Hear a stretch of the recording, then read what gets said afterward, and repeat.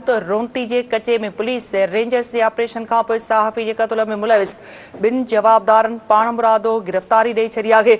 SSP Ghotki Mohammad Anwar Khetran जो चवणु आहे त 1.5 साल अॻु बेदर्दीअ सां क़तल थियल मक़ामी सहाफ़ी बचल घुञो जे क़त्ल में घुर्बल बिन जवाबदारन अब्दुल कदीर घुञो ऐं गुलाम हुसैन घुञो गिरफ्तारी ॾेई छॾी आहे। एसएसपी मूजिब सहाफ़ी जे क़त्ल में मुलविस जवाबदारन ऑपरेशन खां पोइ दबाव में अची गिरफ्तारी ॾिनी आहे। ही अहम ख़बर अवां सां शेयर कयूं पिया त रोंती जे कचे में पुलिस रेंजर्स जे ऑपरेशन खां पोइ सहाफ़ी जे क़त्ल में मुलविस बिन जवाबदारन पाण मुरादो गिरफ्तारी ॾेई छॾी आहे। एसएसपी घोटकी मोहम्मद अनवर खेतरान जो चवणु आहे त 1.5 साल अॻु बेदर्दीअ सां क़त्ल थियल मक़ामी सहाफ़ी बचल घुञो जे क़त्ल में घुर्बल बिन जवाबदारन अब्दुल कदीर घुञो ऐं गुलाम हुसैन घुञो गिरफ्तारी ॾेई छॾी आहे। एसएसपी मूजिब सहाफ़ी जे क़त्ल में मुलविस जवाबदारन ऑपरेशन खां पोइ दबाव में अची गिरफ्तारी ॾिनी आहे। रोंती जे कचे में पुलिस ऐं रेंजर्स जे ऑपरेशन खां पोइ सहाफ़ी जे क़त्ल में मुलविस बिन जवाबदारन पाण मुरादो गिरफ्तारी ॾेई छॾी आहे। अवां खे अपडेट कयूं पिया नाज़रीन इन अहम ख़बर जे हवाले सां त रोंती जे कचे में पुलिस ऐं रेंजर्स जे ऑपरेशन खां पोइ सहाफ़ीअ जे क़त्ल में मुलविस बिन जवाबदारन पाण मुरादो गिरफ्तारी ॾेई छॾी आहे। एसएसपी घोटकी मोहम्मद अनवर खेतरान जो चवणु आहे त 1.5 साल अॻु बेदर्दीअ सां क़त्ल थियल मक़ामी सहाफ़ी बचल घुञो जे क़त्ल में घुर्बल बिन जवाबदारन अब्दुल कदीर घुञो ऐं गुलाम हुसैन घुञो गिरफ्तारी ॾेई छॾी आहे। एसएसपी मूजिब सहाफ़ी जे क़त्ल में मुलविस जवाबदारन ऑपरेशन खां पोइ दबाव में अची गिरफ्तारी ॾिनी आहे।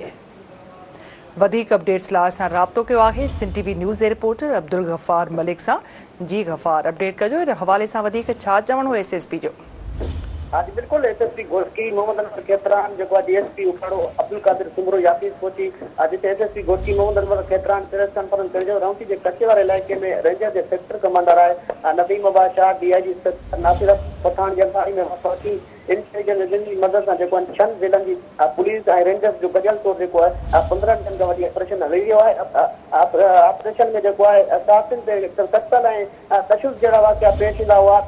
मीरपुर में शहीद नज़ला गडानी के कत्ल किया जैसे केस जो पुलिस हल किया है। शहीद राउंटी के कच्चे वाले इलाके में शहीद बचल घुनो के कत्ल केस में जो अहमद बराई जी है राउंटी के कच्चे अंदर ऑपरेशन में जो पुलिस की कामयाबी मिली है। 1.5 महीनों के कत्ल थी हथारी बंधन जाता है निजी टीवी के मकानी सहाफ़ी बचल घुनो के कत्ल केस में गुरबल बिन जवाबदार अब्दुल कदीर घुनो ऐं गुलाम हुसैन घुनो जो है पुलिस ऑपरेशन दौरान पुलिस के परेशान सबब जो पाण मुरादो पेश थी पंहिंजी गिरफ्तारी ॾेई छॾी आहे। पुलिस शहरीन ऐं साथियुनि जे तहफ़ुज़ लाइ हर मुमकिन कदम खणी रही है।